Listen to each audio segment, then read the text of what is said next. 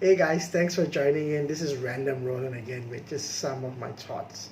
So, I just wanted to summarize about what I've learned last week from the story of Mary and Martha, and I've summarized it into a very weird acronym. I call it iHAHA, just like the iPhone, so iHAHA.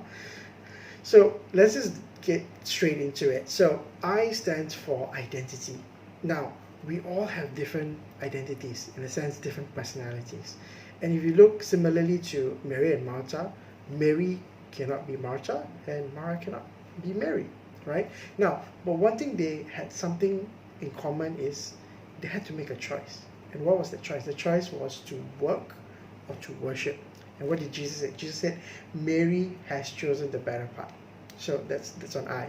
Now let's get into H. The first H, I call it human strength.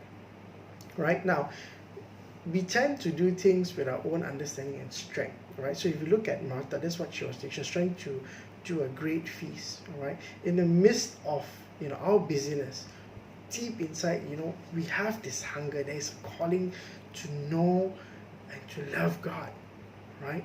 To truly know who Jesus Christ is, to fellowship with Him in spirit and in truth, right? Now, here's the thing. You're not after more head knowledge, right?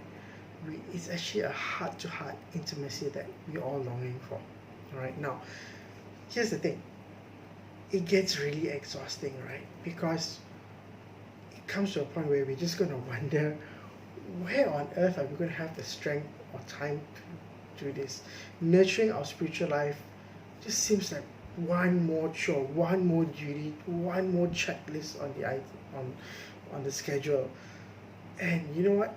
It's just spilling over into our responsibilities. And then if you think about it, what will happen is now it goes into what I call, and the next A is called an act trap. Right now, what this means is we come to a point that we feel that we must prove our love to God by doing great things for Him, by being busy, by wanting to just fill up our time by serving Him, the church. Right now, if you think about it, now which comes to my next stage, I call it horsepower. Now, if you look at worship and work as a horse and a cart, where worship is horse and a cart is work, if we put the cart before the horse, we're going to end up pulling the cart ourselves. And that's the thing that we trap ourselves in, the performance thing, right?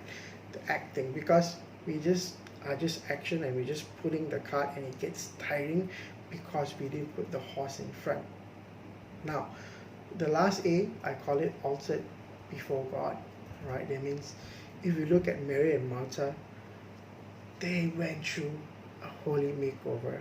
At the end of it, if you continue the story, you see the bold one became meek and the mild one became courageous, right?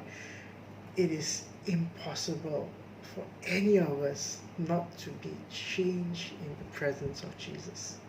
So I just want to encourage you, right? And I just hope that as you're watching this, that you will just allow the Holy Spirit just to access all the hidden corners of your life, right? Whether you tend to be driven like Martha or more contemplative like Mary, God is calling you to have an intimacy with Him through Jesus Christ, and this intimacy will fill us with His love and His nature that spills into our lives. Thank you for your time. Hope you've been blessed.